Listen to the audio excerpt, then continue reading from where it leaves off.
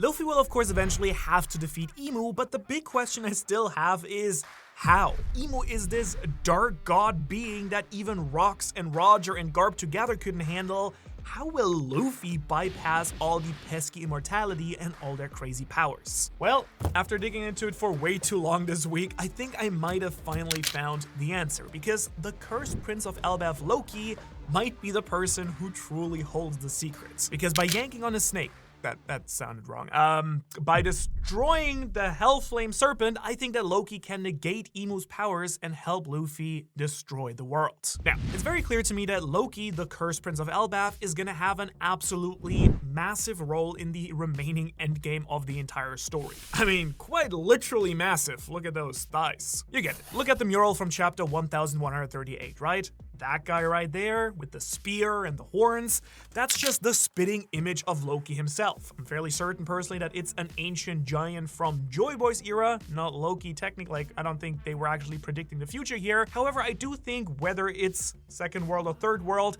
it was a hint that Loki will be battling alongside Luffy during the final war. We already know that Luffy's definitely gonna need his help to defeat IMU and Elbaf, or at least, make sure not everyone dies, but I do think that Luffy's gonna also need his help defeating IMU in general at the end of the story. Because let's face it, the big black blob in the room is that IMU is immortal. The combined power of the original Yonko, Roger, Garp, and even Daddy Sebek, with all their Conqueror's Haki and crazy powers, couldn't lay a scratch on IMU. And then while they're chopped up like a children's hot dog, they hit the Domi Reversi on rocks like it was nothing. So I kinda hate to say it, but Luffy isn't doing anything to IMU as they are right now in the story. But what if Loki can help by negating IMU's immortality powers, giving Luffy a real shot at taking them down once and for all? Because if there's anyone who's gonna play a part in dismantling IMU, it should be Loki. And I do think that he literally told us that during his very first introduction. Remember, the first thing that Loki says is, "I am the sun god who brings the world to an end," which at first, we all thought just meant that he was gonna destroy Elbaf. Makes sense, he's chained up, seems very evil, and is like a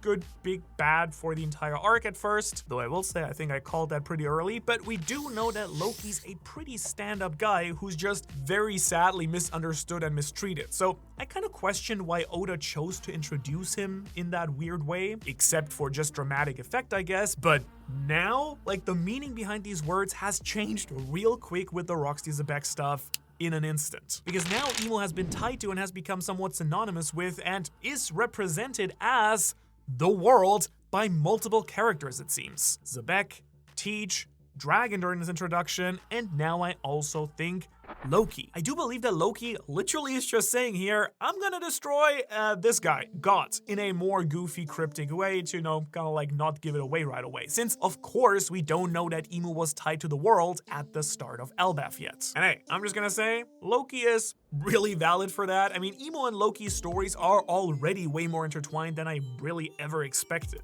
Just think about everything that we do know and have seen with Loki. Loki worships Zebek, someone who was hell-bent on destroying IMU, even promised it. He had a chance to escape when Shamrock offered him a spot amongst the world government, but instead Loki adamantly refused to join the Holy Knights, mocking them all in the process. Again, really based. Then, as a teenager, we see that Loki thought his father killed Zebek, but we do now know that IMU was the one who actually Domi Reversi'd him, causing his death that way. Now, considering that Scopper was actually there and sailed with Roger, there's a pretty good chance that Loki has already learned about IMU being the one who killed Zebek afterwards anyways. Not to mention that IMU has also killed Loki's father, Harold, and is taking over Loki's kingdom right now, and the cherry on top, IMU is now transforming the people of his homeland into a bunch of demon warriors with Domi Reversi too. So yeah, the way that I see it at least, Loki has got way more beef with IMU than literally anyone probably who's even alive at this point, besides maybe Shanks and Blackbeard. Which also makes it pretty clear to me that Loki is gonna be the one that kickstarts IMU's downfall. Especially because when IMU appears on Elbaf in the current storyline, Loki literally tells the group that, yeah, they're gonna need a real power-up, and especially his power. Like, what does that even mean? What can Loki do that Rox, Roger, and Garp couldn't? I mean, Imu's like a goated immortal who brushed off Divine Departure and Galaxy Impact like it was nothing, like it was Bachi, you know, the fly from that time that Sanji cooked food in Baratie. You don't know Bachi?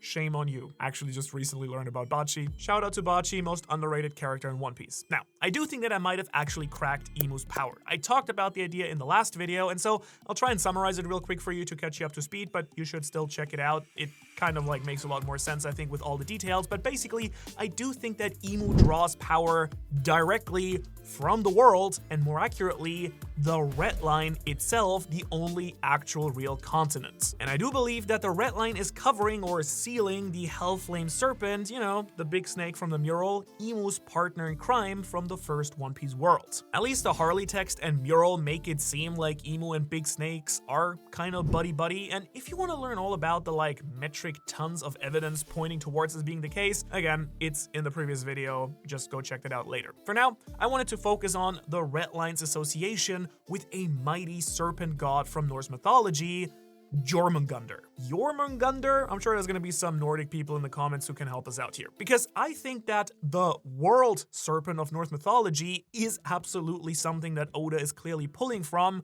connecting to Loki's role in the series, and has been pointing at for a while now. We just didn't know it until the Straw Hats, you know, landed in Elbaf. The Red Line is actually very important to the Giants of Elbaf, as it seems to be something that they actually use to measure their own power. Remember, during the Little Garden arc, where we first met Dory and Broggy, they referred to it as the blood-soaked serpent, as the only thing that their Hokuku sovereignty, you know, the attack that then Big Mom and Kaido also use, could not destroy. And considering that its bright crimson color, the fact that it's a giant continent, and it's also a massive circle shape around the entire world of One Piece that mimics Jormungandr from Norse mythology, we know for sure that the giant warrior captains were talking about the Red Line here. Which makes a ton of sense when you really consider the entrance to Reverse Mountain literally also has these holy god gates with giant snakes or sea serpents inscribed into them. Yes, I already talked about this too, but I'm just still stunned by how I've overlooked these entire like years of reading One Piece. It's crazy that I was just right there at the beginning of the story. And to me, this pretty much just cemented the fact that the Red Line is either where the blood-soaked serpent is buried,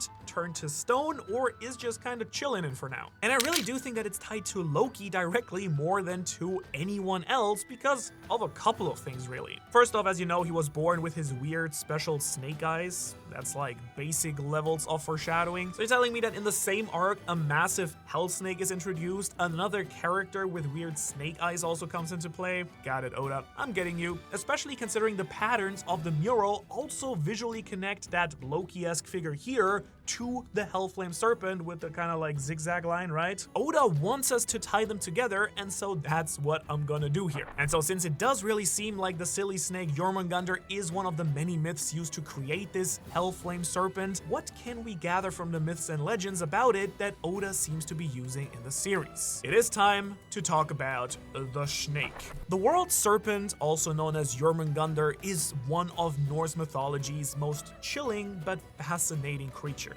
In the legends, he is the son of Loki and is this colossal sea serpent snake that was cast into the ocean by the All-Father, the supreme god of Norse mythology, Odin. Now in this big space cosmic ocean place, Jorm grew so massive it could encircle the entire world by biting its own tail. That is also why people then started calling it the Midgard serpent, since it literally wrapped around humanity's realm like a living wall. So you get it, right? Jorm is tied to Loki, it's a giant wall for the world and circles the entire planet. You can now see why I think that the Red Line is drawing a lot from this idea. But the real kicker here is that Jormungandr isn't just decoration. It's the sort of cosmic ticking time bomb, and it has an insane rivalry with Thor, the god of thunder. That really seems to be where Oda is taking things to. An all-out battle between Loki and the Hellflame Serpent kind of seems inevitable. Only that in this case, Loki's kind of taking Thor's position. I mean, he already has the hammer, right? So in the mythology, the two clash multiple times. For example, in a famous story, Thor nearly hooks the beast while fishing, but then it escapes when, his buddy intervenes. Then during Ragnarok, the end of the world, Thor and Jormungandr finally kill each other in an epic world-shattering battle, which is why I think that Loki, the hammer-wielding dude who summons thunder and lightning with his hammer Ragnir, is being set up to destroy the Red Line. It is quite literally Oda's version of Ragnarok in One Piece during his final world-ending war at the end of One Piece's third world. He just seems to be taking on all of Thor's traits and adding them to his version of Loki, who kind of conglomerates a bunch of stuff, which is actually somehow like the boldest point of evidence for this myth being Oda's direct inspiration here, because in mythology, Jormungandr represents cycles. He's kind of like the Silver Surfer. He heralds beginnings, he heralds the end, he heralds Galactus. I mean Nika. Same thing, right? Which really just means that the defeat of Jormungandr marks when the big universal cycle resets once again, because in Norse mythology, the universe doesn't just end after Ragnarok, it just loops and cycles, much like we saw in the Harley text from chapter 1138, and much like some people propose might have been happening in our real world too, where, big cataclysms just reset the world. This would explain why Loki believes that he is the sun god. He seems to want to kill Imu, assuming he knows that Imu exists, but since he's hell-bent on destroying the world, I do think that he does know about Imu, which would actually fall in line very well with how Nika is described in Elbaf as well. Remember, we don't actually know if Nika was a good person or bad person. Sometimes he's described as the warrior of liberation, and sometimes he's just the warrior of divine destruction and chaos. There do seem to be very much two sides and two halves to Nika, either literally or metaphorically, and Loki seems to think that he's the more destructive, chaotic side, which honestly, come to think of it, would help explain the weird Lego stuff at the beginning of this arc. Remember when we were in Legoland, that was a thing? Road pretending to be Nika and capturing the Straw Hats as this all-powerful evil sun god? I think if it had a point and it was not just Oda getting his Lego set announced and being like, oh sure, I gotta put it in the manga, being really hyped about that, if there was some point to it, I think it might be that the sun god was viewed in a bad light, since we the readers know that Luffy is actually the real sun god, but there might be a bad one. Luffy has been shown visually as a menace and a goofball, so it's pretty clear to me at least that Nika probably was too, right? But what if this duality is way more than just saying this guy was good or bad, and really it's much more like Oda hinting at Loki's role as half the equation. Like, Loki plus Luffy equals the full sun god. What do I mean by that? Well, I think we all know that Oda probably won't let Loki directly kill Imu, right? That's kind of really just not how the story seems to go. Luffy defeats the big bad, no one else does, he's the main guy. But Imu's powers are absolutely unbelievable and beyond anything we've seen in the story, so maybe while Luffy fights Imu, Loki will be in charge of making Imu actually vulnerable and take some damage. And again, I do think that he will do exactly that by destroying the Red Line. I mean, we do know that the thing has to go either way, right? There's so many theories around it. It's blocking Laboon's path after all. It's gonna make the all blue. Damn wall, get rid of the wall. In some way, shape, or form, Loki will kill, tame, or free the Hellflame Serpent, I think. And in doing so, I think that this will cut off Imu's attachment to it and give Luffy the opening that he needs to do what nobody else could. He will defeat Imu, thanks to his good pal Loki, kind of in a team setup. And Imu having ties to the Hellflame Serpent is what I really get into in that other video, but to really help explain why I think it's so clear that Imu is drawing power from it, you really just have to look at Imu's powers, right? Like, snakes are often associated with immortality and rebirth, especially in mythology, and Imu is the great immortal one. Imu uses shadowy dark flames, which are totally giving me Hellflame vibes, right? And in the mural, the one who is said to use the Hellflame Serpent is the Earth God, who seems to be the figure with the crown. We've already speculated about, Imu being the Earth God in so many videos, not gonna get into it, but altogether, it's like Imu 101. That silhouette in the mural, yeah, that's giving off Imu vibes for sure. So you kind of see what I'm getting at, right? That just leaves one last glaring issue. How is Loki gonna destroy the Red Line? Now, to me, there are a few ways that this could potentially go down, but the last one is my personal favorite and what I think will happen. But for starters, Loki might just straight up have some fancy special devil fruit power, right? That'd be pretty gnarly by itself. Everyone keeps saying that he stole his dad's fruit, or a fruit that his dad has stashed away, the legendary fruit of Elbaf, and so maybe Loki does have this uber broken power, like, you know, some other mythical creature, but I do think that this might not actually be the case as much anymore, because we actually saw someone steal the treasured fruit of Elbaf from Herald during the coup that actually killed him. Now, what I think happened is that Loki was one of the only survivors, and Jarul framed Loki as the thief, when in reality it was a Holy Knight or ZP0 agent who probably yoinked the fruit instead, which I'm pretty sure was actually probably the Nika fruit, right? Since Shanks was on Elbaf and wanted to talk to Herald about something, and then Shanks steals it from the government. So in the end, people think that Loki has a power he doesn't actually have, maybe. Something he does have guaranteed, though, is Ragnir, the mighty lightning bringer. That giant hammer really paints Loki as a Thor-like figure with insane destructive power. And based on how he casually chipped at the Atom Tree while he was still restrained, I'm kind of thinking that Loki might actually be able to topple down the Red Line just using that crazy hammer power potentially. But what's even more likely, at least based on what we see in his flashback, is that Loki's hammer is somehow tied to Pluton and the Galela. Remember them from a couple of chapters ago? They were the Hammer tribe, and it kind of feels very clearly implied that they were the ones who created at least Pluton. So maybe, just maybe, Loki's hammer is like the key to Pluton's activation. This kind of feels like it could even be connected to how Enel uses his lightning powers with, you know, the Arc Maxime, which is very likely based on Uranus, right? I think Ragnir would be doing the same thing by calling down lightning as the Kickstarter for Pluton, maybe. Letting Loki topple the Red Line that way. I mean, the damn boat can destroy entire islands. Surely it can destroy the Red Line if you give it a little bit of a power boost and enough time. Although maybe it could also just be way more simple than that, because I'm not exactly stoked about this being an option, nor do I think it makes the most sense, but I do have to talk about it. Scopper and Kaido both have really made it clear at this point that Conqueror's Haki is like the greatest power ever in One Piece, and seeing as Herald was broken, Loki needed the Haki man Shanks himself to stop him, and he's excited to feel Imu's power on Elbaf, so Loki might just be a psychopath level Haki user with some super beyond broken power that we haven't seen yet in One Piece. I mean, before we went into the entire Loki, Herald, Rocks, God Valley flat, but it's a long flashback. Before we went into all of this, you know, like Scopper kind of told Luffy that he will still need to unlock a next level of Conqueror's Haki, but maybe he'll, you know, learn it after seeing Loki use this incredible power already. Power that, much like his hero, Zebek, could unleash big, crazy strikes that can cut the Red Line like it's butter. By the way, I haven't mentioned this yet, but the Red Line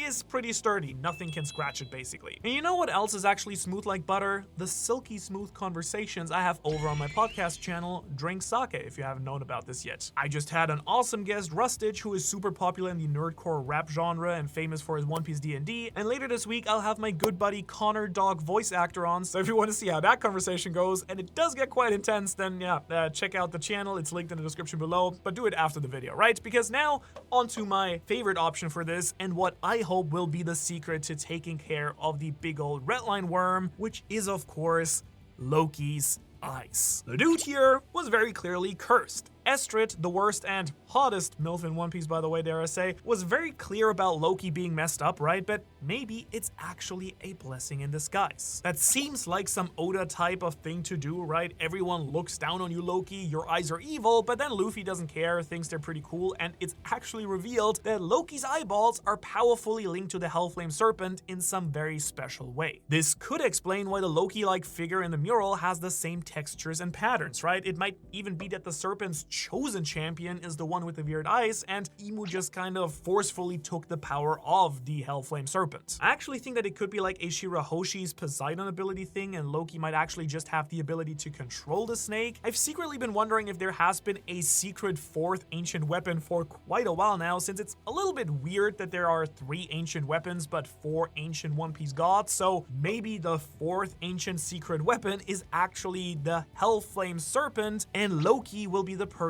who can actually communicate with it and control it. Also, I also think it would be really cute if Loki had the same powers as Shirahoshi, because I still think she might be Mosa, you know, Loki's sneaky girlfriend from another school that he talks to on the phone sometimes. In case you haven't heard me talk about that idea, Mosa has that special weird hairy transponder snail, and that really matches how Roger called Shirahoshi Neptune's hairy daughter in the Odin flashback. Obviously, it's just a deep cull transponder snail, but Mosa also being translated as Shaggy kind of adds to the idea. Plus, when you look at the events that Mosa describes and how it fuels Loki's hatred of the Celestial Dragons, kind of makes sense that it might be Shirahoshi describing the reverie and what she experienced there to Loki. And Loki, I do think they'd make a pretty great pair, and it would also be sick to see them wombo combo with the giant Hellflame Serpent and the Sea Kings, you know, do both. That's what I would call a One Piece power couple. But you know what's even better than a power couple?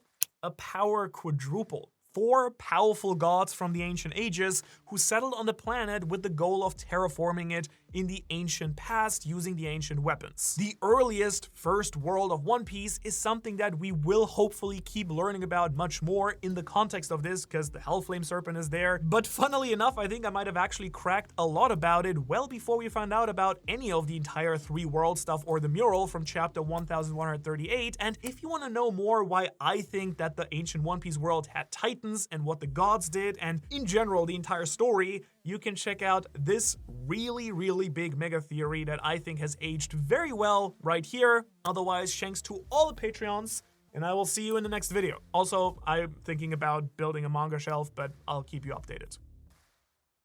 Need to store these.